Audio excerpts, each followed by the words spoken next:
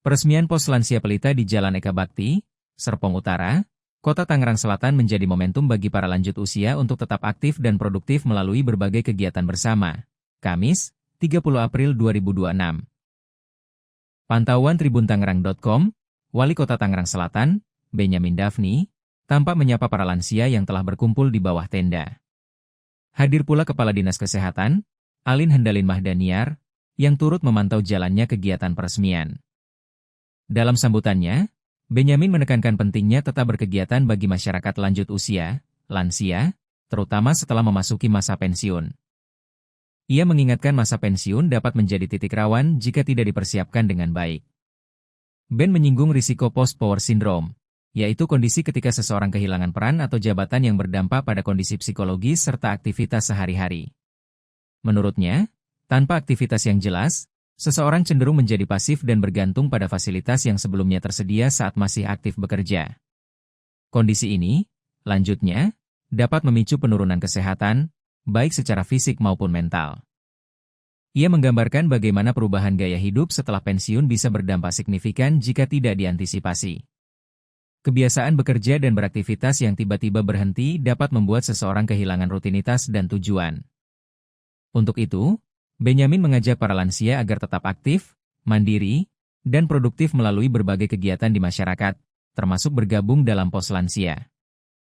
Ia menilai keterlibatan dalam komunitas dapat membantu menjaga kesehatan sekaligus memperkuat interaksi sosial.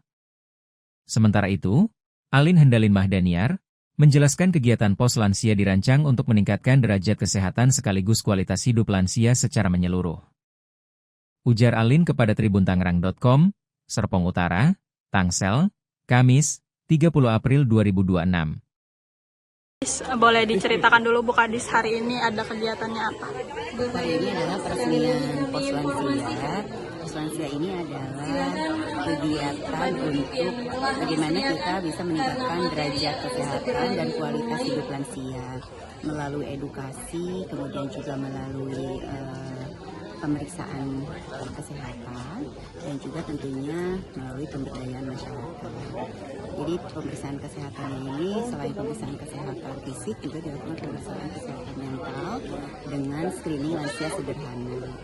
Di screening lansia sederhana ini untuk melihat 6 kapasitas intrinsik mulai dari kapasitas penurunan kognitif, kemudian malnutrisi, kemudian mobilitas, kemudian juga gangguan pendengaran, gangguan penglihatan, dan depresi gitu ya. Nah kemudian juga di pos lansia ini ada kegiatan-kegiatan lainnya, diantaranya pemberian makanan tambahan untuk lansia, ada juga kesehatan, pelayanan kesehatan tradisional, kemudian juga ada pelayanan kesehatan tadi oleh psikolog ya, untuk konsultasi baik lansianya maupun pendamping lansia. Dalam hal ini adalah keluarga yang kita sering sebut namanya caregiver lansia gitu ya. Karena kita juga mesti memperhatikan pendamping lansia di keluarga ini juga pastinya mereka akan ada kesehatan mentalnya dan fisiknya juga harus terus terjaga supaya bisa terus menjaga lansia dengan baik. Kemudian juga selain itu ada kegiatan olahraga tadi sebelum pagi sudah dilaksanakan. Selain itu juga nanti ada kegiatan dengan kelompok sebaya. Nah kelompok sebaya ini tadi yang saya sampaikan, misalnya kita berintegrasi dengan sekolah lansia. Sekolah lansia itu lansia ada yang ikut di sana mendapatkan ilmu, nanti mereka bisa sampaikan juga di pos lansia ini. Jadi transfer of knowledge lah ya antar sesama lansia. Kemudian juga pemberdayaannya tadi ada bikin kerajinan gitu kan, seperti itu. Jadi di dalam pos lansia ini kami berharap ini menjadi satu pelayanan komprehensif bagaimana tadi kualitas hidup lansia baik fisik maupun mentalnya terjaga sehingga lansia kita menjadi lansia yang smart gitu ya, sehat, aktif, mandiri, produktif. Ibu, kan ini kan nanti ada cek kesehatan gitu ya Bu. Itu nanti kalau misalkan ada pasien yang lebih gitu, pas ada kesakitan yang ini, itu gimana Bu nanti ke depannya? Ya, jadi di pos lansia ini tadi selain cek kesehatan kita ada tindak lanjut dari hasil cek kesehatan itu sendiri gitu ya. Jadi nilai sehat premium juga bergabung di sini. Tadi kalau Mbak Nana lihat di dalam tuh ada cek EKG, rekam jantung, itu bagian dari kegiatan leader sehat premium ya. Jadi nanti ditindak lanjut tuh kayak tadi kan hipertensi, oh ini harus harus di EKG nih supaya nih udah ada di jantungnya udah ada gangguan apa enggak gitu. Jadi cek kesehatan kemudian ditindak lanjut.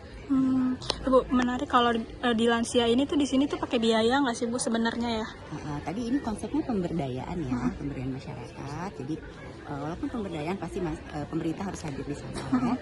Jadi kalau kami dari Pemkot Tangsel ya kita menganggarkan untuk PMK lansianya. Untuk kegiatan yang lainnya ini adalah murni dari pemberdayaan masyarakat di sini. Oke, Bu, harapannya setelah dibangun ini Bu, pos lansia? Pos lansia berharapnya tadi derajat kesehatan lansia, kualitas hidup lansia di Tangerang Selatan itu bisa lebih meningkat lagi karena ada 174.423 lansia yang ada di Tangerang Selatan, di kelurahan di RW 4 ini ada 136, ya di Pondok Jagung kelurahan ada 2.866. Ya berharap itu nanti semua lansianya sehat ya.